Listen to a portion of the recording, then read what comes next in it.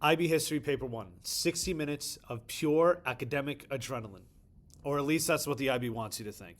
If you've ever opened up the sources for the first time and wondered, what am I doing here? I completely forgot what to do, and panic, don't worry, you're not alone. It happens to a lot of people. In this video, we're going to go over the structure, the format, and most importantly, how to avoid a complete mental breakdown when the clock starts ticking. Let Paper 1 be your academic power play and not your villain origin story. All right, let's get into it. In this video, welcome back first and foremost to my revision series.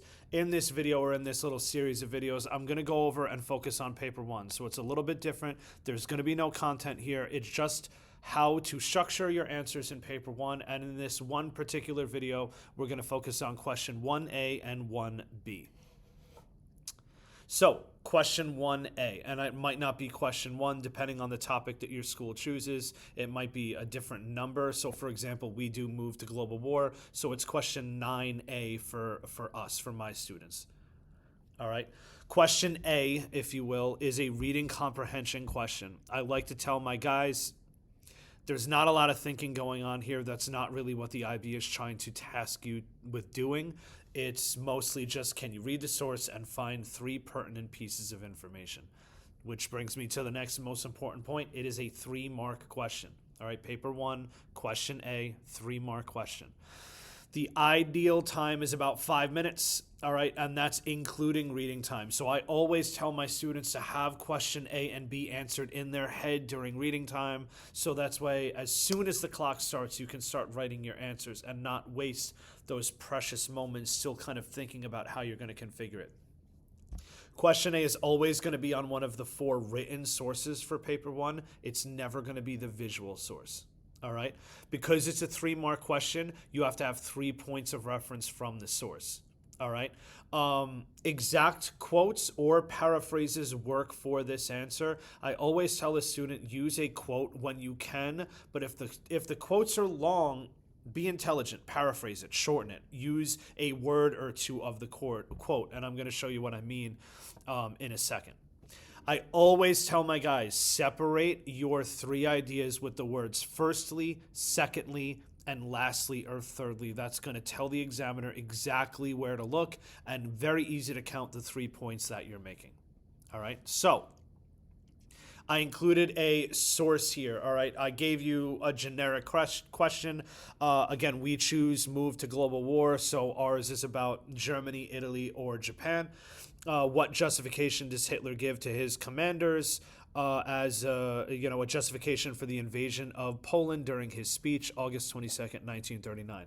I gave you guys a source here. You guys can pause if you want and read it. Pretty straightforward stuff.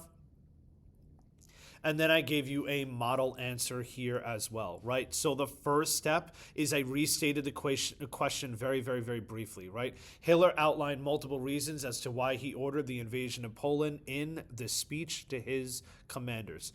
Super short, sweet, to the point, right? I'm not wasting time. I'm not getting any points here, all right? Firstly, number 1 most important thing, right firstly.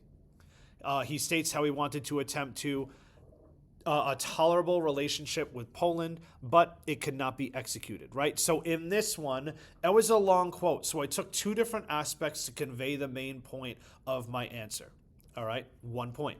Secondly, in the event of a conflict with the West, Poland would attack us. I gave an exact quote from that part of the source. And again, you could go back and read on your own if you want. I didn't choose to paraphrase that because that was kind of short. Second point. Lastly, it became clear to me in certain circumstances a conflict with Poland might come at an inopportune moment, period. End of third point. And again, that one I chose an exact quote because I felt like it was just long enough to give the exact quote and move on with my answer, right? So right there is a model question A on the source that I just showed you guys. Again, if you want to pause it, read the source on your own so you can really understand what I was getting at there. But all I did again was pull out 3 pertinent pieces of information and separate them with firstly, secondly, and lastly. The hardest part here is understanding, do I want to use an exact quote or is this going to be a paraphrase type thing? That's really the only thinking that you should be doing here. Now let's move on to question B.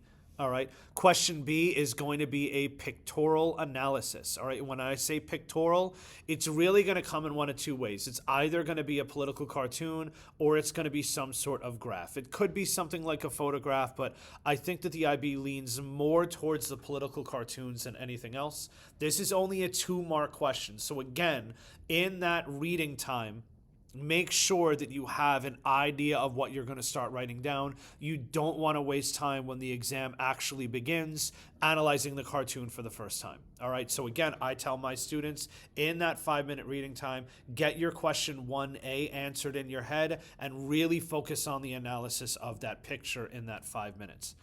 All right. To earn the 2 marks, you have 2 separate points about the picture. All right. Again, you have about 5 minutes. I tell my students to think in terms of paragraphs. I like them to separate their answers into 2 little sections to signify this is 1 point, this is another point in my answer. You can again use the words firstly and secondly to separate the 2 ideas that you have. And really good kind of phrases to use here are the source shows, evidence of, and this supports. All right, those are some keywords that you want to see in your answer. Right, so I threw up a source here, very famous political cartoon from Punch magazine. It's called The Goose Step. If you've studied Nazi Germany, you've probably seen this cartoon before. It's about German rearmament as well as the invasion of the Rhineland, or the remilitarization of the Rhineland, I should say. Pretty straightforward question B. What does this cartoon state about Nazi rearmament? If we go, here's my answer. All right, I gave a little short introduction, a restatement of the question. The Punch magazine cartoon has 2 clear statements about Nazi rearmament in the 1930s. Firstly, again, I'm making it easy on your examiner what I'm doing here. The source indicates that Nazi Germany has been quite successful in achieving its rearmament goals. Evidence of this is... Then I get into my analysis. Again, you can pause and read on your own. I'm not going to finish reading it for you. Secondly, we see the goose depicted walking over a torn-up Locarno treaty lying on the ground. This supports the idea that German rearmament and its subsequent expansion violated numerous international agreements. So I gave my interpretation of the picture, and then I gave my historical context, right? So pretty easy. Pretty straightforward and to the point, and again, this is enough to get both of those points. If you go back to the picture really quick, notice how in my first point I made reference to the armaments of the goose itself, right? And in the second point I talked about the ripped up treaty.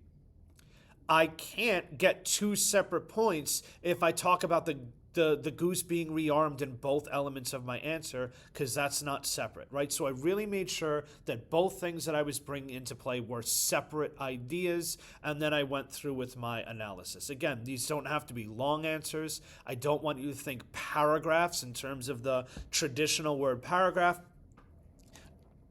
Just paragraph in terms of separating your ideas, making sure you make a statement and back it up with evidence from the picture itself. All you're doing is analyzing the picture and bringing up 2 points. I hope that helped with question A. They should be super easy and to the point. You should be walking out of question A or 1A and 1B with 5 out of 5 marks. Pick up those easy points early, and then we can move on to the harder questions. Tomorrow I'm going to follow this up with a video about question 2, and then I'll do question 3 and question 4 as well. I hope this helped. I hope this brings a little bit of clarity as to what the expectations are. And again, this is how I teach my students to approach paper 1, and we do really well on paper 1 as a school for the past couple of years. So I wanted to share that knowledge. If it helps and you want to see more tips and tricks videos like this, please leave me a like so I know that this content was vibing with you guys, and I'll drop more stuff like this. Again, thank you so much for watching. Good luck on your exams. See you tomorrow.